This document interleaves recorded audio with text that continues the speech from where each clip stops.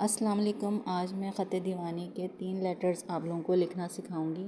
First जो letter है अलिफ़, उसको लिखने के लिए हमने 4 नुकात बनाने हैं बिल्कुल वर्टिकल स्ट्रेट लाइन में, एक के नीचे एक। और जो लास्ट वाला नुक्ता है उसके बराबर में हमने निशान लगाना है हाफ़ कट, मतलब आधे नुक्ते के बराबर का निशान लगाना है।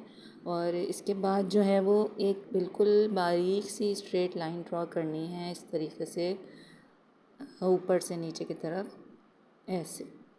अब जो है हमने एक नुक्ते का निशान जहाँ ये लाइन एंड होती है वो बराबर में लगाना है, ताकि इसकी दूसरे साइड की थिकनेस कितनी होगी उसका निशान लगाएंगे। और फिर नीचे से अलिफ कितना लेंथ होगी उसका हमने 2 नुकात का निशान लगाया है।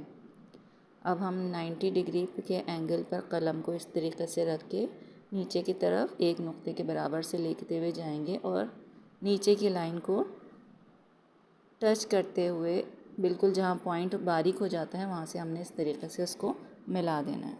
अच्छा, दीवानी स्क्रिप्ट में जो है अलिफ 2 तरीके से लिखा जाता है, और जो सेकंड मेथड है उसमें जो है वो ऊपर वाला जो पार्ट है अलिफ का वो बिल्कुल सेम टू सेम होगा।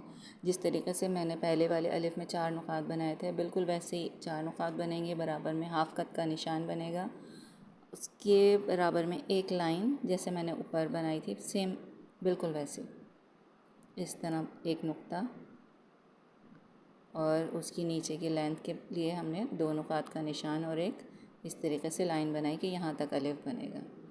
अच्छा, ऊपर का पार्ट जो है मैं वैसे ही 90 डिग्री के एंगल पे कलम रखा और ये यहाँ आके बारीक हो जाएगा, और जब उसकी बेस को टच करेगा तो इस तरीके से थिक हो जाएगा।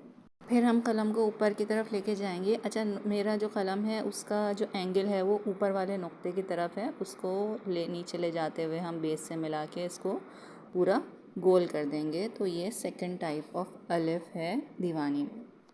बे लिखने के लिए हम 3 नुकात बनाएंगे उसी तरीके से, एक के नीचे एक बिल्कुल स्ट्रेट लाइन में, और उसके ऊपर से हम, हाँ, ये इसकी पूरी इतनी लेंथ आ जाएगी।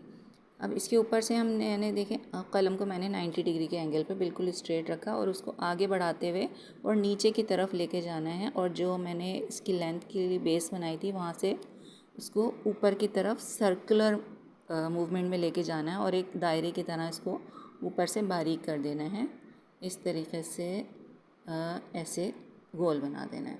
अच्छा, बे की लेंथ इतनी भी हो सकती है और आप इसको बढ़ा भी सकते हैं अपनी राइटिंग के हिसाब से। जीम लिखने के लिए हमने कलम को इस तरीके से रखना है ऐसे, और इसको ऊपर की तरफ लेके जाएंगे और फिर पीछे की तरफ, और फिर नोक नीचे से लेके इस तरह सर्कुलर मूवमेंट में पीछे की तरफ लेकर आएंगे। अच्छा, जीम की जो ये शेप है जो मैंने ऊपर का हिस्सा बनाया है उसमें जो इसकी चौड़ाई होगी वो 2 नुकात के बराबर होगी ऐसे, और ये जो मैं बाहर निकाली है लाइन ये 1 नुकात के बराबर। और जीम की जो टोटल लेंथ है वो कितने नुकात पर होगी, 1 2 3 4 5 और ये 6। ये हम कम ज़्यादा कर सकते हैं अपनी राइटिंग के नीड के हिसाब से। आई होप कि ये तीनों लेटर्स आपको अच्छे तरीके से समझ में आ गए होंगे। इसको जितनी अच्छी प्रैक्टिस की जाएगी उतना अच्छा आप लिख सकेंगे।